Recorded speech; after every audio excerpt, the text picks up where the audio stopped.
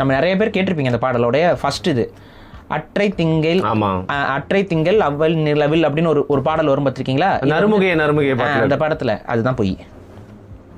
ஒரு சோகமான பாட்டை ரொமான்டிக் சாங்காக மாற்றி எழுதி விட்டு யார் எழுதுன? வைரமுத்துவா? வாய்ப்பு இருக்கு. வைரமுத்துவா எனக்கு யார் எழுதுனான்னு எனக்கு சரியா தெரியல. பட் யாரும் வாய்ப்பு இருக்கு, கமெண்ட் பண்ணுங்க.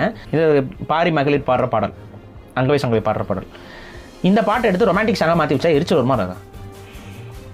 அது ரொம்ப ஒரு டெப்த்தாக ஒரு சோகத்தில் இருக்கிற ஒரு பாடல். அது அந்த குன்று பறி போயிடுச்சு, என்னோட தந்தையும் எங்கள் கூட இல்லை அப்படிங்கிறத அந்த பாடல். நீங்கள் சொல்கிறதுல விக்ரமோடைய பேரும் அடிப்படுது, இதுவும் கன்ஃபார்ம் இல்லை, அவர்கிட்ட அப்ரோச் பண்ணியிருக்காங்க அப்படிங்கிற மாதிரி. நீ நடி ஆல்ரெடி பொன்னியின் செல்வன் குடிகாரன்னு நடிச்ச, கல்லடிடா குட்டிடா செருப்பு கட்டிட்டு அடிடா நாங்கள் உன்னை அடிக்கணும். ஆதித்த கரிகாலனை இவங்க கொலை பண்ணுவாங்க, அது வரலாறுல எல்லாம் பதிவாயிருக்கும், அப்படியே மறைச்சாங்களா? காட்டியிருக்க வேண்டியதானே? பொன்னியின் செல்வன் நாவலே ஃபேக், நம்ம பேசியிருக்கோம். இந்த மாதிரி நாவல் வச்சுக்கிட்டு கடைசியில் வரலாறு திருச்சி கொண்டு போகிறாங்களா? கடைசியில் பாண்டிய மன்னன் வந்து கற்பழிச்சான் அது இதுன்னு போட்டு இந்த படத்தில் அந்த நாவலில் கூட இல்லாத கருமத்தை கொண்டு வந்து காட்டியிருப்பான். மணிரத்னம் மறந்துருச்சா? பாண்டியன் வந்து இவர் மேலே இருந்து வெறுப்பில் போயிட்டு அந்த பெண்ணை வந்து ஊமை அரசியை போய் கற்பழிச்சிட்டான் அப்படின்னு. எவ்வளோ ஒரு வக்கரத்தில்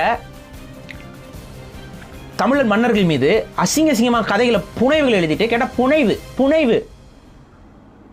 இதில் 7ஆம் வரின்னு ஒரு படங்க, ரொம்ப பெரிய இன்னும் மயிர் படங்க.